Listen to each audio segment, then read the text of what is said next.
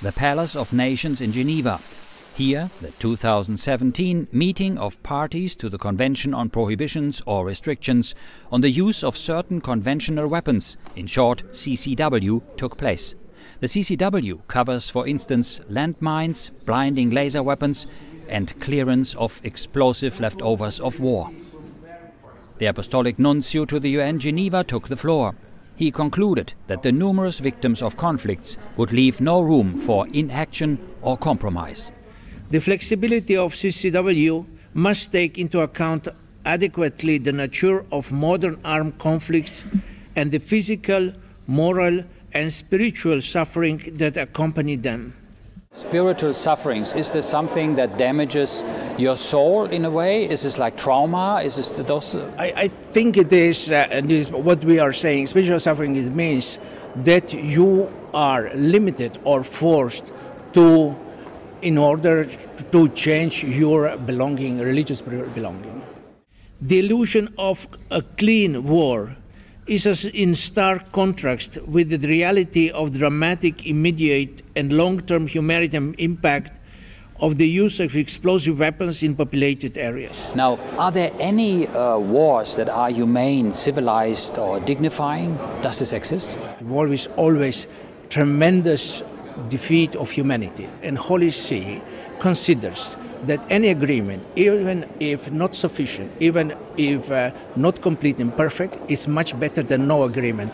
This is why we stand very firmly behind the formulation and codification of international humanitarian law. The Holy See emphasized the repeated use of incendiary weapons, meaning weapons that use materials such as napalm, thermite, magnesium powder, or white phosphorus. In this regard, the Holy See wishes to reiterate that beside the fact that the use of weapons must comply with the rules of international humanitarian law, it is the use of incendiary weapons, together with the magnitude of their effects on people, that should be regulated or prohibited, regardless of the purpose for which the weapons are primarily designed. Why this approach of either or? Why not just flat out asking for a prohibition? Every participation in the meetings like this is a little bit of compromise for the Holy See and puts us in difficult situation. Certainly, the idea, the papacy, the Pope is clearly against, against. There is no doubt. It's something can be done, but not the others. So it means even compromise, adapting, moderating is better than nothing. And this is exactly what we have to do. The Church must think of people. When you see a picture of children crying and mothers hurrying around, and I don't know, this is the concern of the Church. And we have to do that. And this is why, let's say, when we participate, and our participation is, encouragement of everybody to move toward the right direction. And hopefully the mankind will be able to reach this point. I think it's also a very difficult or a challenge for you as a priest, as a Catholic priest, to sit in meetings where people basically talk about war and how to fight war in this way and the other.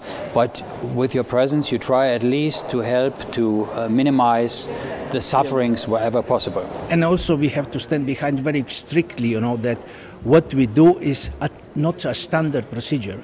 We do not speak as many others. The others speak in terms of pragmatism, in terms of things, of result. We speak on behalf of the certain, conscious of humanity, which is a human conscience, which is a religious conscience, which is sensibility and advocacy for those who have no voice, for the poor and those who are going to be, at the end, the most damaged. It means people who are not willing to be involved, and children and those who have no protection. Rich people and people who have protection, they escape, but poor stay and they suffer. Nuncio Jurkovič and his delegation hope that substantial progress can be made next year, so that a common ethical and legal framework based on the dignity of the human person can be established.